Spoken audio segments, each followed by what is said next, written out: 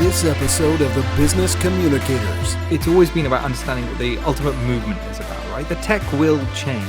What's the underlying movement? What's the premises that kind of build this thing? Why are people there in the first place? What are they enthusiastic about? You're listening to the Business Communicators. And now your hosts, Austin Stepp and Thomas Bain. Welcome to Season 4, Episode 12 of the Business Communicators, the number one podcast in the world for communications and marketing professionals. My name is Austin Staton, joined alongside my co-host Thomas Bain on this journey as we explore the world of communications and discuss the key issues and trends that impact our industry. And Thomas, we're flying solo today without our guiding light, Patty Horn, as she has the week off, but we'll be joined in a few moments by Shiv Malik for his third appearance on the podcast. We're going to discuss crypto, NFTs, how that relates to communications professionals, the Metaverse. It should be a fascinating conversation. But Thomas, how's everything going? I know your Texas Tech Road Raiders swept the season series from my Baylor Bears for the first time since 2004, 2005. So hats off. You know, y'all were missing y'all's head player. You shared the video of a really bad injury. And I'm like, man, why'd you share that with me? So bad. But it's interesting as we talk business communications and we talk sports, we talk things that make it relatable. I think it's awesome that we have this friendly banter that kind of goes back and forth, and now tied for second place in the Big 12. We have a big game against UT in Austin, and it's going to be fun to see if there's more red than orange in that stadium. I think there will be. There will be. but even in the world of academia, I think sports is a binding moment. So I'm glad that we get to talk about it. And universities are finally getting onto the board that the sports is part of their marketing department at the end of the day. Yeah, absolutely. I think there's like, a ton of things that we can learn as marketing professionals and communications professionals from the sports industry. I had this conversation with somebody the other day. I can't remember what it was. I think it was like last Saturday. Despite not making a lot of money working in sports, I've been very transparent about this. I made $10.61 a month when I was working at Louisiana Tech, which is just, unsustainable. But I think working in sports, you are given the opportunity to wear multiple hats, learn different aspects of the communications and marketing space, because most of these universities are understaffed, under-resourced. And so it kind of gives you an advantage to learn a little bit more, but at the cost of what? Stress? I don't know. but I think that's true about all starting off positions. And it's exciting as we get into Shiv here in a little bit. I'm excited to hear him talk or meet him personally, or hopefully sooner personally, but meet him digitally. That for my advice for people who are coming out of school or people who are wanting to change professions, get in there, get your hands dirty, get dirty, do the things that put you out of your thing. Don't worry about it. And as we talk emerging technologies, I'm kind of a little jealous because at the end of the day, I still have to pay bills and have kids and families to raise, but I still dabble. And that's why I love the Business Communicators, is because we talk about what's coming up. It's fun. It helps us advance our careers as well. It forces us to stay relevant with like the news that's happening, because I think sometimes when we get incredibly busy, we can become complacent and you might miss some of the trends. Like, I've had people tell me like 2 years later that they don't get TikTok and they're in the marketing and communication space. It's like, that could be problematic, because it's such an influential app. I'm not saying you've got to, post on it regularly, but understanding how it works, why it's important, why people are gravitating towards a platform like that, it's important. And we talk about, social media and Facebook losing half its value over the course of the week that's going on right now.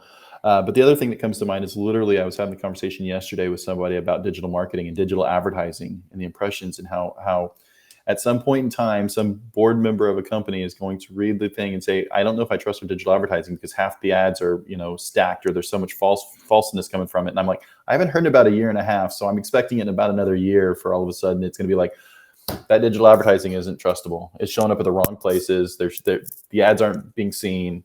And so, you and I have called that probably 5 years ago when we were first getting to know each other with IABC and professional organizations about, the wild, wild west of digital advertising. Yeah. It's interesting that you mentioned Facebook. On Monday of last week, Axios actually reported that Nick Clegg, I think that's how you pronounce his last name, he's been promoted to president of global affairs and they're kind of reorganizing how their communications teams look. So it's going to be more cross-functional to make sure that their products and innovation stories are heard out loud and by the audience, and they're trying to build up like employee advocacy. So I think it's going to be an interesting case study to see how Facebook and Meta kind of react going out on the offensive. I was just about to comment that we should not be saying Facebook. We should be saying Meta, which it's so hard. It's so hard. Which shows two things: that maybe the rebrand didn't work as well as they wanted it to, but also their stock ticker is still FB. Yeah, I mean, I think it's kind of like Google with Alphabet, right? I mean, Alphabet's the parent company, Meta's still the parent company, but I don't know how much. Like, I think in the comm space, we know Meta is the parent company because we deal with it on a daily basis, but I don't know how many like lay people who aren't in this space realize that it's Alphabet's the parent company or Meta's the parent company. So that's why I say like formerly Facebook or whatever. Well, as we get ready to bring Shiv on, I think one of these days maybe we should all go out and Oculus, if you're listening, which is part of the Meta brand. We're open for sponsorships, but we should actually do like a Meta like roundtable where we film the podcast. That would be fun. Like even though we're different, or we could all be sitting at the same table, but just have the goggles on and only see the top half of us, like the Super Bowl commercial. That would be fun. We could be the first podcast in the metaverse. How about that? Oculus might not be a bad idea. I was just thinking the same thing. Note to self: delete this from the podcast recording so nobody steals our idea. And so Oculus, we're open for sponsorships. We're going to tag you because we're going to talk about you here in a little bit. Yeah, absolutely. But I'm excited about the interview today. Again, we've got Shiv Malik, who is the first 3-time guest that we've had on the podcast. And just for those of you who haven't heard his first 2 episodes, we'll link to them in the show notes below. But Shiv is a technologist, award-nominated broadcaster, author of 2 books, former Guardian investigative journalist, and the co-founder of the Intergenerational Foundation think tank. He's been focused on like Web3 crypto since 2017. Currently works at Pool. He's talked about data unions, how that impacts us with like privacy. He's just got a really incredible background. And then I love his investigative journalism background. I mean, to me, I think that's absolutely fascinating. So looking forward to chatting with him in just a few moments. But if you want to follow our work, just be sure to follow us on all the social media platforms, including Facebook, by just searching at Biz Communicators. You also visit our website, businesscommunicators.com. But Thomas, let's get into our conversation with Shiv Malik. You ready for it? Let's do it. Let's roll it. You're listening to the Business Communicators. All right, so joining us now on the Business Communicators is our first 3-time guest, and he was also our first 2-time guest, so you might know the name, Shiv Malik. Welcome back to the Business Communicators. And the last time we spoke, it was right after, I think, the onset of the COVID-19 pandemic, and we were kind of, open the conversation on, how things were going in the UK, how things were going in the US, and I hope, knock on wood, that we are on the back end of this. But a lot has changed since we last spoke. You are now, the co-founder of Pool, a new organization that I believe you started in 2021. Tell us a little bit about Pool and kind of what you've been up to since we last spoke. Yeah, and wow, I'm so humbled to be the first 3rd-time guest and maybe 2nd time. Yeah, as well. You said that as well when we said the first 2nd-time guest. Right, I'm still humbled, clearly. So yeah, let me tell you about Pool. So in May last year, I was working. I think the last time you interviewed me, then I was working for a project called Streamr, and they're based out in Switzerland, and they were a project basically about setting up kind of peer-to-peer real-time decentralized networks. And one of their side use cases was data unions. But for me, it was always my passion. And by the way, I might give you a bit of explanation about the background if you're watching on visuals then. So this is my parental home, and I'm out flying tomorrow to East Denver. So this is my bedroom, not usually my study, for people wonder. So I sort of basically realized, they weren't going to focus in the way that I thought. There's a huge opportunity here with data unions, and so I decided to leave and set up Pool. And it's just really daunting trying to, anyone who's done this before, and there's plenty of people out there who have. It's really, really scary to try and set up your own startup, and more particularly if you're not a technical founder and you're building out something that is technical, if you can't code, and I can't code, how do you know what the hell you're doing, right? It's really delving into the unknown, and it's a bit of a void. Now, if people, I don't know how much I said about my previous background, but I used to be an investigative journalist. I'm an author, broadcaster. So had this weird sort of peripatetic career over kind of, last 15 years. So I do like to delve into stuff, get really focused, and take on a challenge. And I've done some daunting things in the past. I've kind of, interviewed high-ranking members of Al Qaeda. I've had, done stuff from war zones, had guns held to my head, and done other awkward interviews, which can be scary in themselves. But this was taking on a really big challenge, because I think the thing that I realized from the get-go is you have to really know yourself if you're going to do a startup. You have to know yourself, because it's you and your emotional state, which is going to carry a bunch of other people or not. Right? Through investment, through trying to charm people into getting them like coming on to something that doesn't exist. It's just a Google Doc, isn't it, really, to start with, right? Here's some stuff I wrote. Like, yeah, do you think it's a good idea? Great. Okay. Let's spend all your time and risk everything, for many months trying to make this happen. Yeah, that's a great proposition. So, you have to know yourself. And I think once I'd settled that, I started Pool in earnest.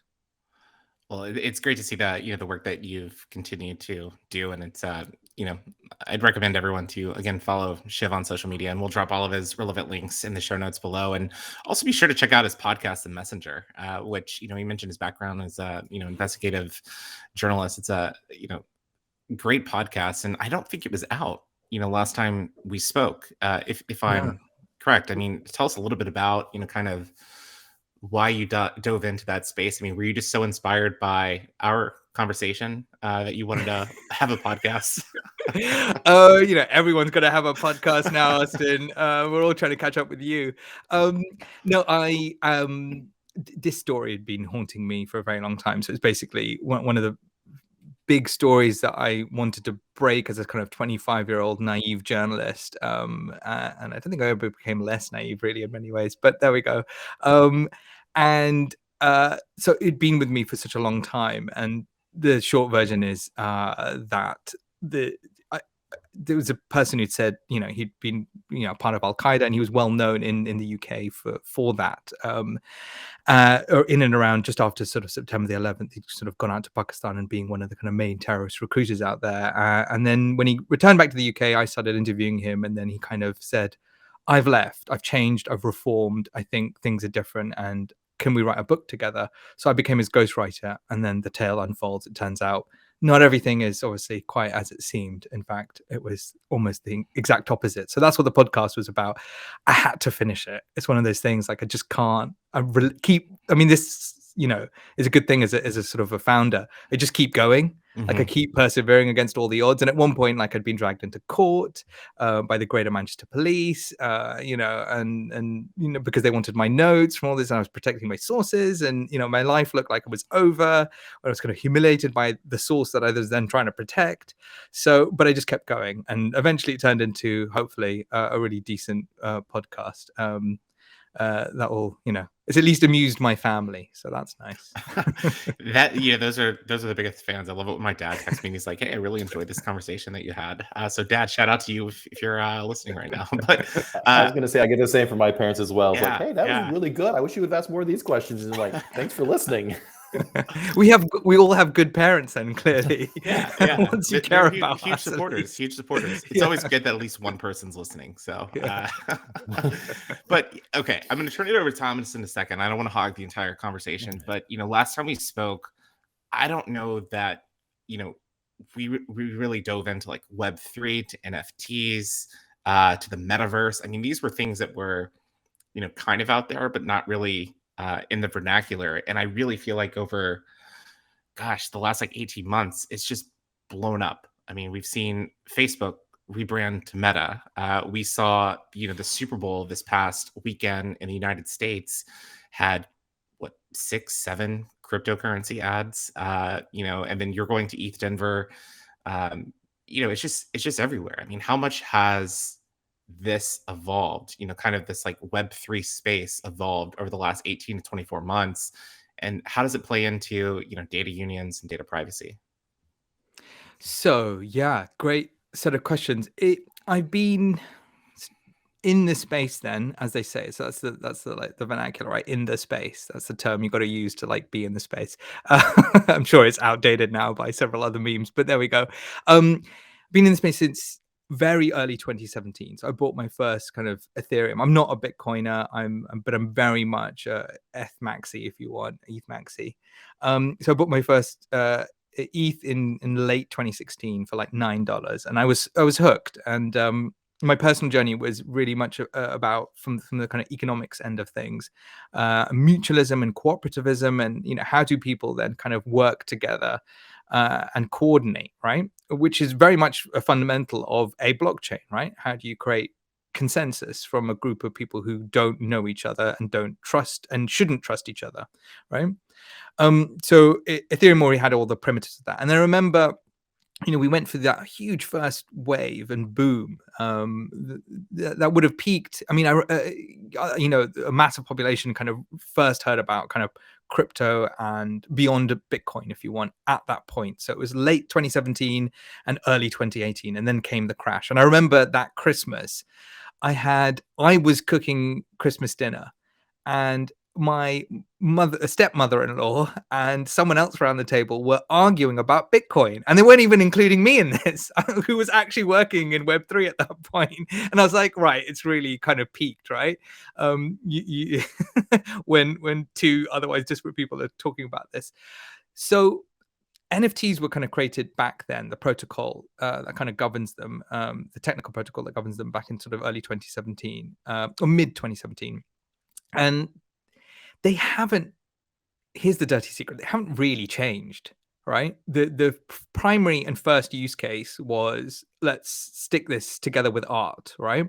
So let's create, because art is not very fungible. One piece of art should not or does not tend to look like the next, right? But it has value, right? And digital art's always had a problem, which is, how do people kind of own this stuff? Because, I remember, in the early 2000s, there was a whole movement around digital videos, right? As art, that were kind of, being submitted for the Turner Prize, which is a huge art prize in the UK. And people are like, oh, is this art? Like, I can just copy the video if it's not a, like, you know what I mean? Like, the uniqueness is wrapped up very much in the fact that it's non-fungible, right? If you want to use the economics term for a piece of art, it's a piece of collateral that's on your wall or in your living room, etc. And so it imbued a sense of value, but it hasn't changed. It's now 2022, and we're still talking about basically JPEGs attached to the blockchain. And in a sense, why, it's been amazing watching that moment when, I think last year, about this time last year, Christie's and the Beeple moment, when, it was, I think they were kind of, the headline was, NFT sells for $69 million or whatever it was. And, it was amazing for the people in the space. They were like, oh my God, like, holy moly, we've made it. This is it. It's peaked. But that was actually just the beginning of the wave. So granted, what more can you do with NFTs? That's the real question, right? And the answer is so much more, right? Everyone keeps going on about art, but that's really just a very, as I said, primitive use case. There are so many more things you can do with NFTs. Like, you mentioned that I was going to ETH Denver. Well, I still have an NFT, which is sort of proof of attendance protocol. So it's a POAP, which is basically an NFT that was given from the last conference I went to, with DevCon. And I still got it, and I treasure it. Can't really sell it. It's not really worth anything, but I treasure it because I can now prove that I was at a conference, right? You can use NFTs to do all sorts of a huge range of things and prove that you're part of a community, right? I was here. I was a co-founder of this thing, right? Here's my NFT to prove it, right? It starts to tell your digital story in all sorts of very interesting ways, interlinked with a blockchain. Now, that's of huge value. And so we've only really just scratched the surface of all of this. And, I give it another few months. I think the wind will come out of the NFT cycle. And what's been really interesting is watching Web3 now with these kind of multiple cycles, right? That's what's been we've got NFTs, and then when NFTs fade, we had DeFi before that. and that was his own separate sort of hype cycle, right? These things go in these ups and downs, and they come back bigger the second time and the third time round, right? And then there's the crypto primitives who've also had their own cycles. So it's been amazing journey, but we're still really very much at the beginning. I think you hit the nail on the head about the beginning of it. And I take a step back, and I have some friends and family who are big in the NFTs and the cryptos. And so I'm trying to learn and pay attention and ask really dumb questions to them. Like, I think we saw this with Beanie Babies. And they're like, no, this is how it's different. But what intrigues me the most about the NFTs is the long-term contracts about how, to your point, this is my digital proof of badge that I was there. And what Gary Vee's doing is like, you can't come to his conferences unless you have one of those. And so you create this secondary market to it. And I'm just wondering, is that kind of the future of these NFTs or artwork or something? Yeah, there's that. And then I think there's obviously the uses that are already being employed in, say, the metaverse, right? So, huge gaming communities around the world, and they want games that are kind of interoperable, right? You can't have, like, the Ready Player One version of the metaverse is great because it really communicates what that is, right? Watch this 1.5 hour film, which is otherwise entertaining, and you'll understand what the hell meta in Facebook's metaverse kind of means, right? And so that's great, but really it's going to not just be one company who does it all, hopefully, fingers crossed. In fact, I'm almost certain that's not going to be the case, but it's going to be totally interoperable. So it doesn't matter where you are, you can take your digital objects with you, right, and port them anywhere you damn well want, right, with that same kind of attitude, right?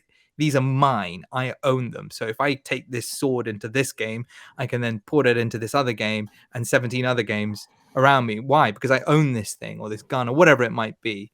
They don't have to always be weapons. T-shirts. Right, it might be anything, and then suddenly you see how you can, you really can create this kind of metaverse, and people might go, well, that's nice for gamers, but what about people who don't do that kind of thing? And there's loads of other use cases in and around that, and I think it'll be certainly supplemented with the growth of VR. And VR's moment is always around the corner.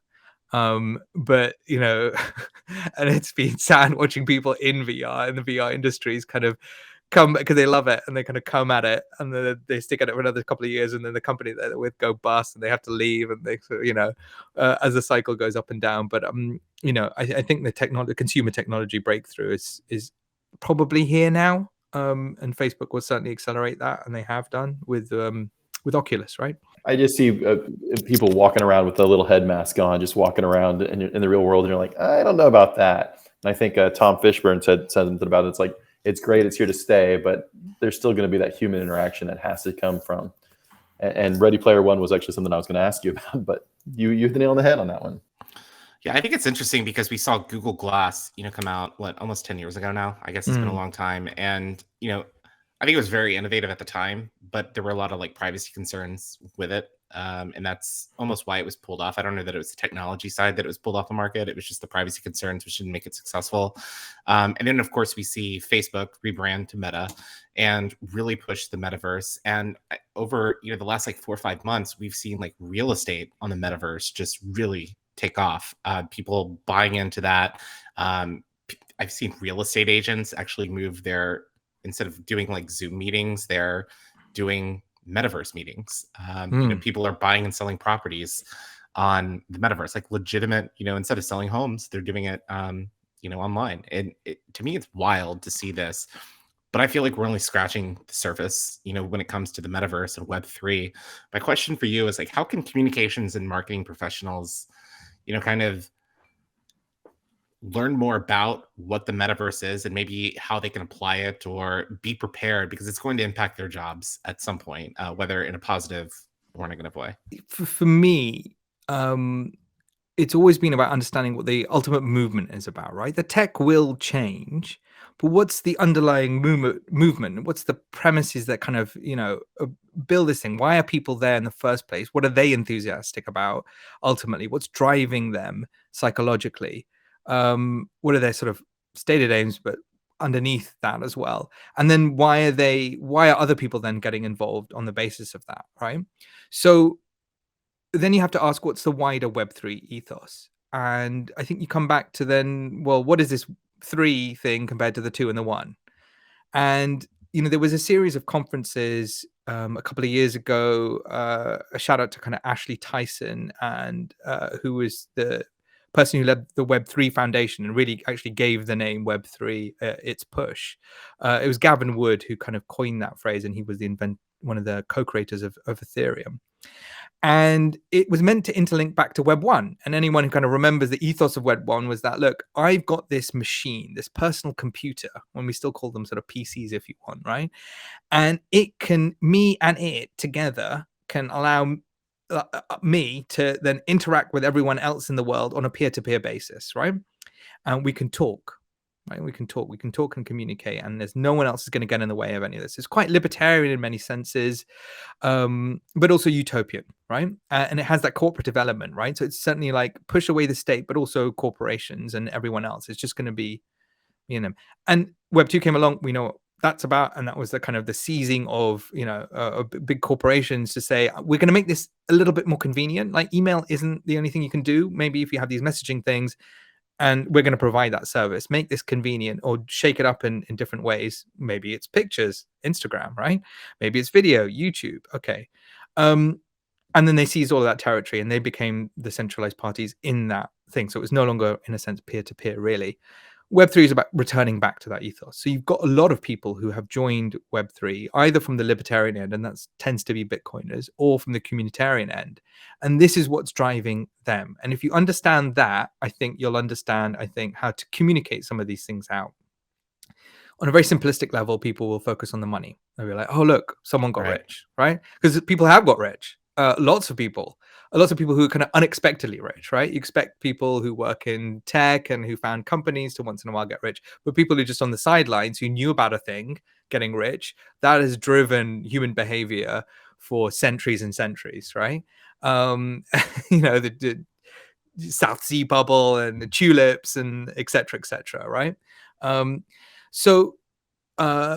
that's, I think that's maybe not that interesting for people who've got more serious ambitions for their own products and the like, right? So what are you really tapping in here? And I just like when on one hand, watching Adidas or Nike getting involved in NFTs, that is kind of interesting, because I think sometimes they have thought about what an NFT is. There's a lot of companies now jumping on the NFT bandwagon, right? Oh, we've got to make NFTs, right? I can hear it all the time, like people that I speak to, they're going, oh yeah, this big enterprise company now wants to do NFTs. Like, what the hell? It was one car, it was like a train company that was selling train tickets. Like, we've got to turn them into NFTs. Like, what? Why? And so this is a discussion that I then have, right? So when Nike does it, you're like, okay, look, you understand that you have rare collectible objects. You call them shoes in your case, and you've been in that market maybe for a while, and fine, that can kind of match up with that kind of NFT aspect of it, right? Luxury consumer products, not maybe always Nike's thing, but you can see how that works, right? Great. So I had this conversation with the train company people, like, why? And they're like, oh, because that's the hot thing. We've got to have an NFT, right? And you're like, but what how is it going to work? And literally, I was consulting for them at the time, like just an hour and a half conversation. I said, look, well, what do you, if you really want to shake things up, then really what you're trying to do is say, these things have value. We understand you're a valued customer, and that's going to be meaningful. So maybe it's a discount, but fine, we can do that anyway. What big deal? Maybe it's governance, right? Because actually you're a company who collectively buys train tickets en masse and then distributes them back to the customers will be there, right? And that's how you make your train tickets a lot cheaper than just buying it direct from the train company. You're a cooperative. Use the tech to like express that better, right? You like NFTs, great. So you're here, you really get involved maybe in the governance of the company, become a more valued consumer, be able to prove that in all sorts of other ways. And maybe isn't that really where you should be going? And that's where I think all of this stuff becomes far more interesting from a marketing perspective. I think it's interesting you're talking about the train company, and what was going back to my head was the shoes, Nike, Adidas, Hot Wheels, and the collectibles, that it's something that you own and you can take from point A to point B. And talking to my friends who do it, I'm like, have you thought about like the new companies that are coming out that you already collect stuff from? Hot Wheels, baseball cards. But then I think you brought up an interesting point about the why. And so I want to expand a little bit more on what are some other things that we're not thinking about? Because, Web3, I'm also thinking Second Life from the early 2000s and Dell computers getting in there where you could buy a computer. Is that might be a new marketplace that we don't have to go to a store and look at the computer. We can just say, all right, here's the specs and let's go. What are some other things that we could possibly be using this for? I mean, I'm trying to think with the kind of marketing and events hat on, right? I really love, so let's just maybe do the proof of authority thing like a bit more, right? Like conferences are often sold out, right? So if you give people an NFT that from one conference, right, they can very easily prove that they were there. Great. It's unique, brilliant. It's a nice solution. Next year, before it sells out, offer those people a genuine discount. Why? Because they're really, they're the loyal followers, right? People's emails change, but they're kind of NFTs. You can actually just read them on the blockchain and kind of bring them up and actually message them. There are systems now for doing that, and say, look, or when you come, you can just prove yourself. It's all very easy and simple. So I think it's about, for me, NFTs then become about these objects of proof which are unique. Vitalik, who is one of the other main co-creator of Ethereum, had a really interesting essay, and he called it was titled Soulbound, right? So there's a concept in games where like weapons that you get whilst gaming are like bound to your soul. So only you can have them, you can't exchange them. So imagine NFTs that are really, in that sense, soulbound. It was what he was talking about in that essay. So again, they help you tell a digital story. They help you prove your digital story to other people. So I think that's, and I don't know about the US and what the similar thing here, but for example, we have like Nectar cards, right? Or just store loyalty cards, right? Mm-hmm. What are these things? Well, they're they're non-operable, right? So the digital stories, right? So the people who own that are the Walmarts of this world. But I can't take that anywhere else, right? Walmart goes, brilliant, thanks, because we get to silo that data and extract even further value. But actually, that's really short-sighted, because if they allowed other people to say, thank you, Walmart, for creating this kind of database, and here's the kind of person I've been when I step into Walmart. Well, think about all the third-party provision that could be brought about by saying, great, well, like here's this Walmart customer, we can sell them more stuff. People want to be therefore more part of Walmart because of all the extra provision they can get. And imagine just being able to, again, port that data, prove yourself in all sorts of other forms and means and ways. I think that's where the world is sort of heading. And that's actually why it frightens other companies when you really take the stuff seriously, right? If it isn't just a pretty JPEG, when you take it seriously, it actually threatens, in many senses, their own conception of what they've been to their shareholders and themselves, which is, we're a capitalist, avaricistic company. We don't act cooperatively with other companies. That's not what we do.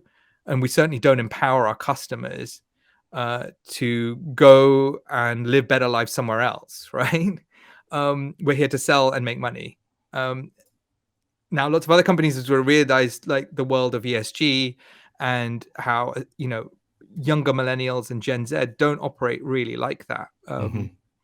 And so they need to change their ways. NFTs could be a really good way of changing that up. I know we're getting close to the end of time, but I do want to ask you kind of one final question. And, OpenSea is an organization where people can, buy, trade, NFTs. I own a few. So Emmanuel Acho, I know you're blowing up right now in the US.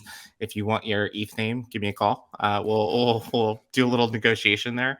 Also really hoping Sapporo gets the Winter Olympics in 2032 because I have that one as well. So, but anyways, on OpenSea, there's been a little bit of controversy recently after, kind of a crypto laundering case here, impacting, I think, a New York couple. It was like 4.5 billion in crypto.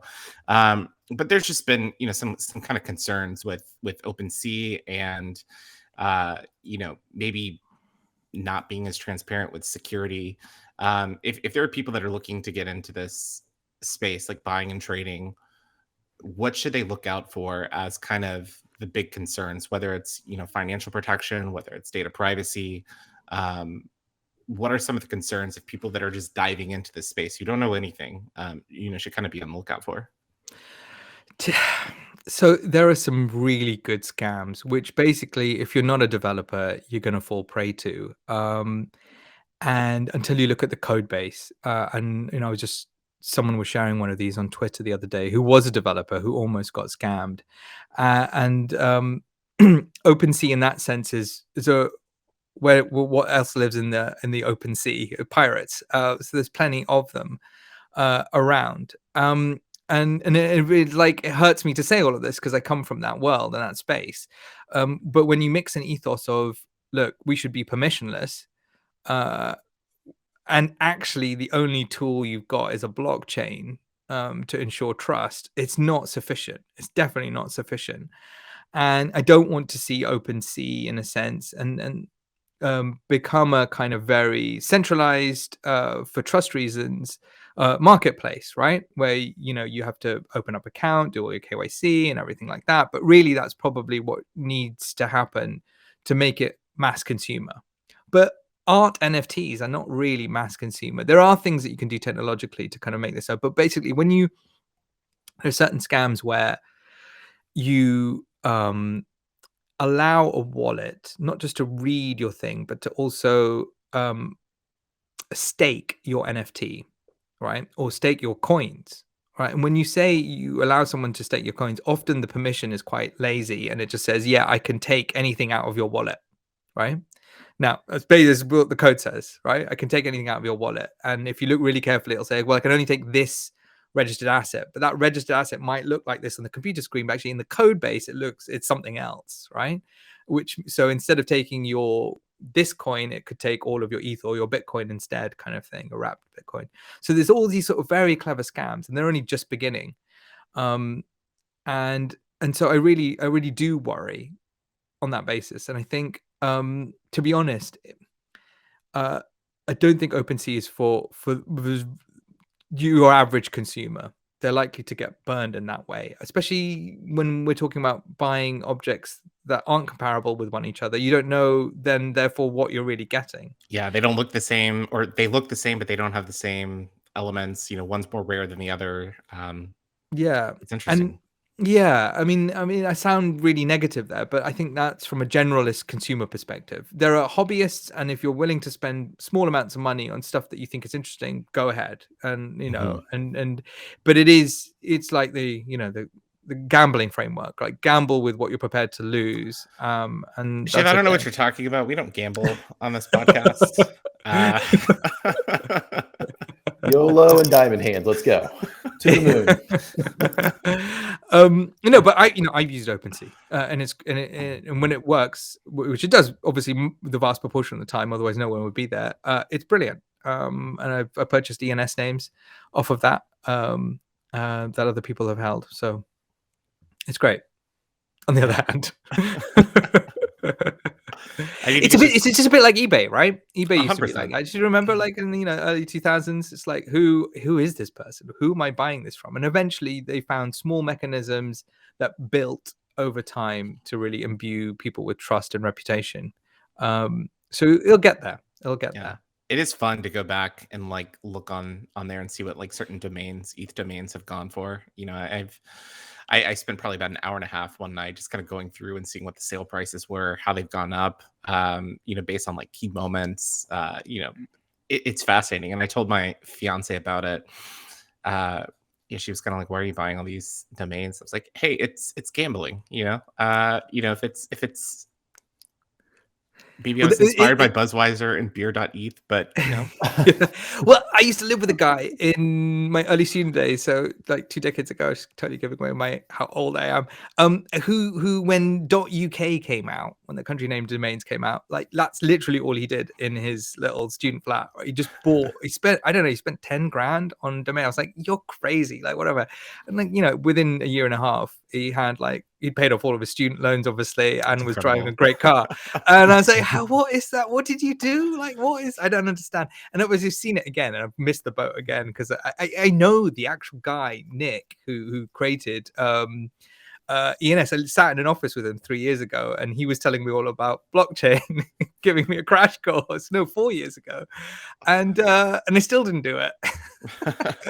We all have those regrets. I had a friend tell me about Bitcoin in like 2012, 2013, and yeah, I had the opportunity to buy Bitcoin around the same time, and I was like, "Oh, I can't afford $100 gamble right now." It's like I can gamble $10, and he's like, "Yeah, that's not worth getting into." And you're like, "Yeah, we make mistakes. We make mistakes." But Shiv, it's been great having you on the Business Communicators podcast, and just I guess welcome you to the US here in just a few hours. Unfortunately, Denver and Houston not really too close, but maybe we'll connect in person for the 4th time you're on the show.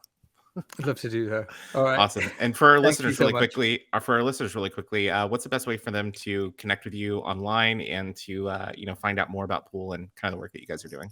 I'm a Twitter guy, so at Shiv Malik is my Twitter handle. I got there early enough, clearly.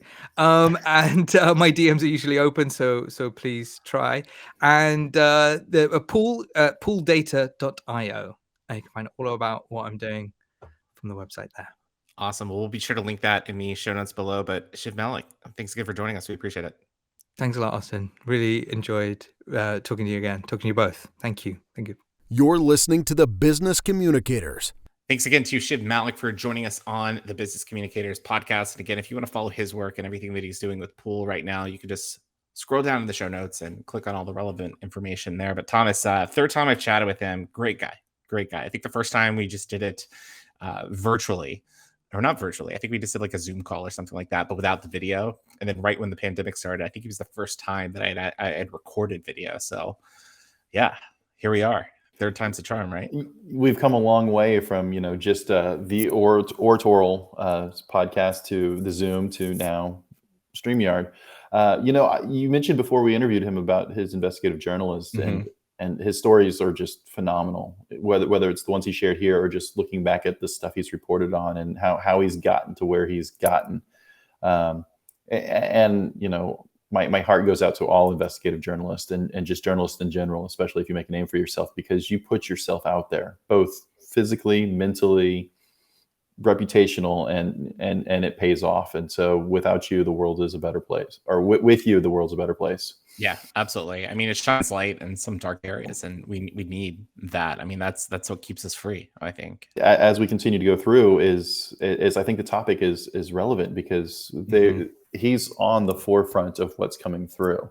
While we're sitting there talking about it, I've got some family that works in NFTs, as I mentioned earlier, and I'm sitting there and I'm just scratching my head. I'm like, what is this? And how are you going to exactly do it? But during the conversation, he opened my mind about the true possibilities of it, about how it is the digital badge that yet said, yes, I've been trained, or yes, I went to that concert, or yes, I went to that conference. And so I've heard those speakers.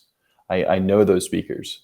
Not, anybody can start up a LinkedIn profile or make a Facebook post about, hey, look at me, I met this person, especially with the deep fakes going on where, you don't know if you did it or not. Yeah, speaking of NFTs, I don't know if you saw the news that came out late last week, like Thursday or Friday. So probably when we're recording, Melania Trump, she launched an NFT collection. I think it was called Head of State Collection. And the auction sold for about $180,000 US. I think that happened like during Wednesday. It turns out that if you go and look through like the blockchain, the person who bid on it is associated with her organization. So I think that's kind of interesting, just throwing that out there. But it's funny you say that, because I think that happens in all sorts of the collectibles. And I'm going to put NFT as the collectible right now because, I could buy a trip to see Gary Vee, and then I can't make it. Hey, Austin, you want to go buy this off of me? And then all of a sudden that blockchain goes from there. But in the collectible world, when you go to those auction houses, they have staged bidders to raise the bid up. And so it doesn't shock me in the slightest that it's there.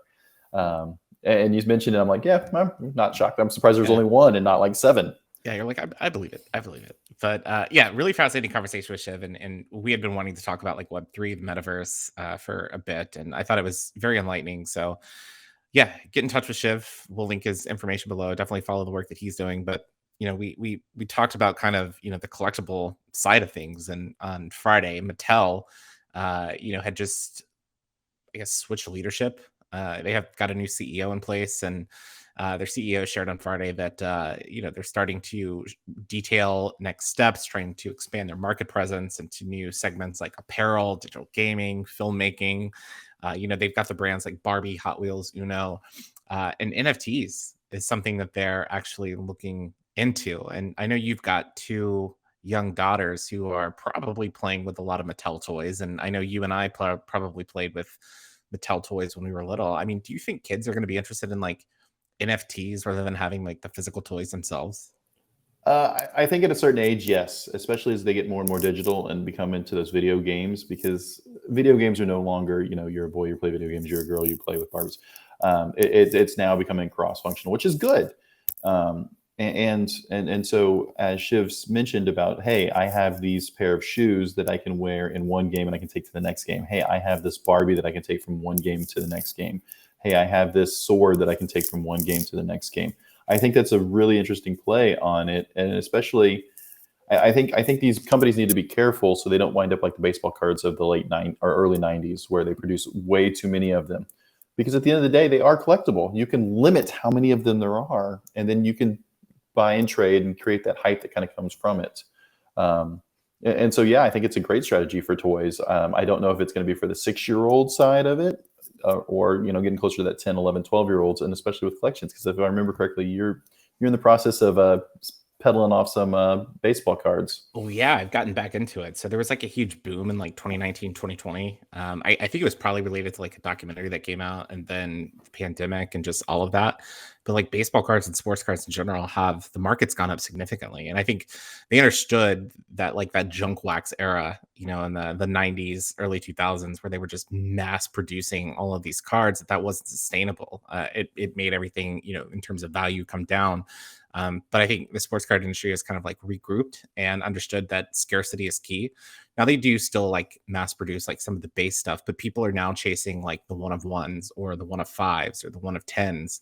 And that's where you start to see the value. So it's been fun for me to kind of get back into the hobby a little bit and get back into collecting, re-identifying with my childhood. And I've sold some cards that are like $1,000 cards. And I actually just bought something the other day. I'll have to text you about it, Thomas, and maybe we'll talk about it when I actually do get the item. But it's a lot of fun, and they are diving into the NFT space as well. Panini America and Topps both have NFTs, and I've actually bought some digital packs just to see kind of what it was like. And again, you can buy digital packs from like anywhere from like $10 to $150, and then the card prices fluctuate. And I've had some guys that I have no idea who they are, like NBA players who I've never heard their names. I've sold some of their NFTs for like over $150, and I don't even know who these guys are. It's worth more than the pack that I paid for. And it's not like it's like a LeBron James or a Kobe Bryant or someone like that. It's like some obscure guy that people are buying these NFTs for. It's wild. And my mom was my real mom was a antiques dealer, and so we learned all about collectibles and things like that. And so I got back into collecting stamps, but she always taught me was my grandfather did that. Yeah, and I actually found my stamp collection the other day, and every time I go and I found all the other loose ones that I was buying every time I went to the post office. Yes, I still go to the post office every now and then.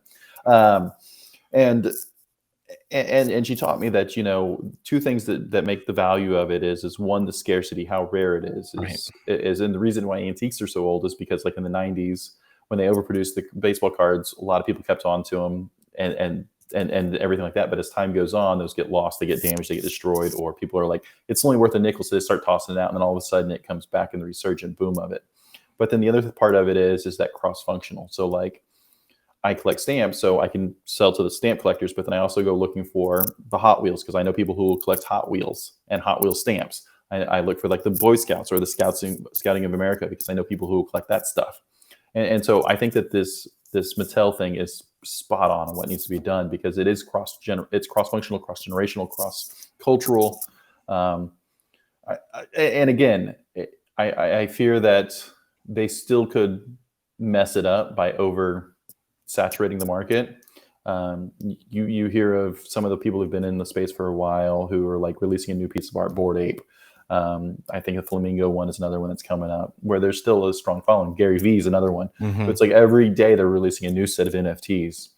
But then that goes back to what do you get for it? And I think that's the cool part about where this is coming from is you get access to them. You get access to their events. You get access to this. And so, Mattel, if they built an amusement park for cars, to compete with Disney, you only get in if you have an NFT. Coachella, which is like this huge music festival that takes place every year in California, they released some NFT festival passes probably about like 2 weeks ago, and 2 of them were lifetime pass packages for the festival. They sold for $250,000 a pop. I think all 10 of the packages they sold for like 1.5 million. But you had like incentives within that, like it gave you not only just lifetime attendance to the festival, but like you got VIP access, you got a VIP dinner with a celebrity, you got like a private concert. I mean, there's just so many like cool things. I think it even gave you like one show that you could go on stage, and so it's a really cool incentive. Now, would you pay $250,000 for it? Debatable, but it's interesting to see how it follows. I think it's going to be interesting because one of the interesting things about NFT is you can write in the back end of the contract that if it's sold, the original creator gets You a get percentage X%. of it. Yeah. And so I would say, what is the definition of lifetime? Because, I'm a couple years older than you. If I wanted to go to Coachella and I bought the lifetime pass, and then all of a sudden your kids get really big into Coachella, 20, 30 years from now, hey, I have this lifetime pass. You want to buy it for $500,000, which at that point in time probably be worth about a nickel at the way inflation's going. Right. Then I could turn around and sell it to you, and then your kids could use it for forever and a half, and then it becomes almost like an appreciable asset. The tax implications are going to be something else. That's for sure. But let us know. What do you think about the metaverse? What do you think about cryptocurrency? What do you think about NFTs? Do you dive into that? Do you delve into it? Whatever the correct term is. Let us know. Drop it in the comments below or hit us up on social media. Just search at Biz Communicator on all of the platforms. We're there. Or you can also visit our website, thebusinesscommunicators.com. But Thomas, it's been a fun, podcast recording with you. It was great to have Shiv on the show. We definitely miss Hattie Horn. Any other final takeaways before we wrap this up? Again, we miss you, Hattie. Drop some comments in the show notes, Hattie. If you listen to this part of the podcast, you did it to me. And yes, I know what you said last year when I couldn't make the last one. I'm refusing to acknowledge what y'all said. We just like to have fun. I know. We do like to have fun. But it's one of those things that is crypto, NFTs, anything like that for every business? No. But is it something that you should, as a business communicator, should you keep your finger on and understand and how to help guide your executive leadership to say, we really don't need to be taking Dogecoin. If we're going to be taking crypto, we should be taking Bitcoin or Ethereum. Being able to be in that space is a good thing, and it also will help you earn us a seat at the table of the C-suite. So just stay informed, and that's what we try to do on this podcast. We try to discuss some of these topics that we think are relevant for the industry, whether it's for now or months from now, years from now. But yeah, fun conversation. Well, we'll drop all the show links, I guess in the show notes below. You can find all the links to connect with Shiv, and maybe we'll have him back for a 4th time, but in person. Like I said, I want to meet him in person. Have some beers. There's a good number of guests that I think we should all get together just in one big room. Chris Brogan's another one. Chris Brogan, Daniel Vaughn, Shiv. Yeah, a lot of it. Well, it's been fun. This has been season 4, episode 12 of the Business Communicators podcast. And on behalf of my co-host, Thomas Bain, my name is Austin Staton. We'll see you soon. Hey, if we were able to get that cocktail hour with all those people in there, I think we should sell some NFT passes to it.